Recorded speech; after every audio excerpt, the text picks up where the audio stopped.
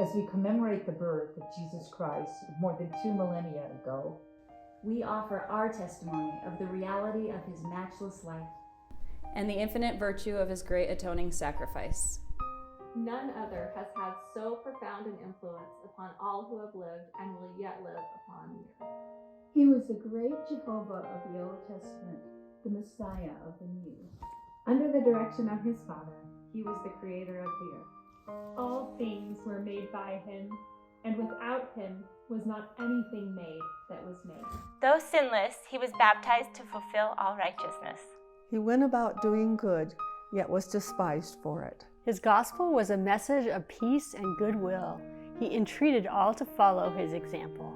He walked the roads of Palestine, healing the sick, causing the blind to see, and raising the dead. He taught the truths of eternity, the reality of our premortal existence, the purpose of our life on earth, and the potential for sons and daughters of God in the life to come.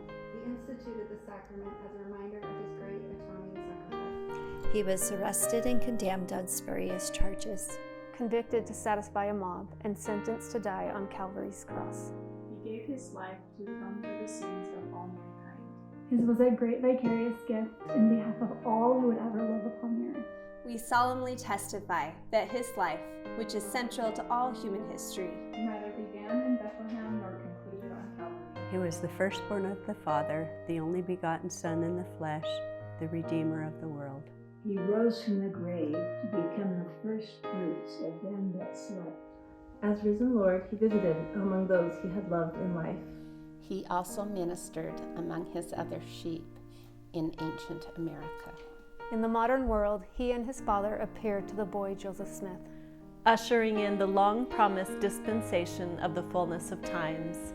Of the living Christ, the prophet Joseph wrote, His eyes were as a flame of fire, the hair of his head was white like the pure snow. His countenance shone above the brightness of the sun. And his voice was the sound of rushing of great waters, even the voice of Jehovah, saying, I am the first and the last.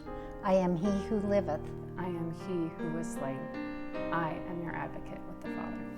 Of him the prophet also declared, and now after the many testimonies which have been given of him. This is the testimony, last of all, which we give of him, that he lives.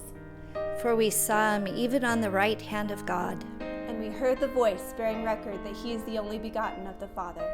That by him and through him and of him the worlds are and were created. And the inhabitants thereof are begotten sons and daughters unto God.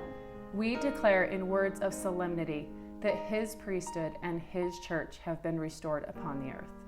Built upon the foundation of apostles and prophets, Jesus Christ himself being the chief cornerstone.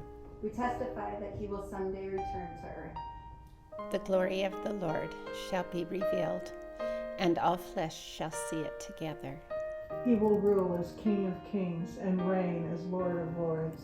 And every knee shall bend, and every tongue shall speak in worship before him. Each of us will stand to be judged of him, according to our works and the desires of our hearts. We bear testimony that Jesus is the living Christ, the immortal Son of God. He is the great King Emmanuel, who stands today at the right hand of his Father. He is the light, the life, and the hope of the world. His way is the path that leads to happiness in this life and eternal life in the world to come. God be thanked. God be thanked. God be thanked. God be thanked for the matchless gift of his divine Son.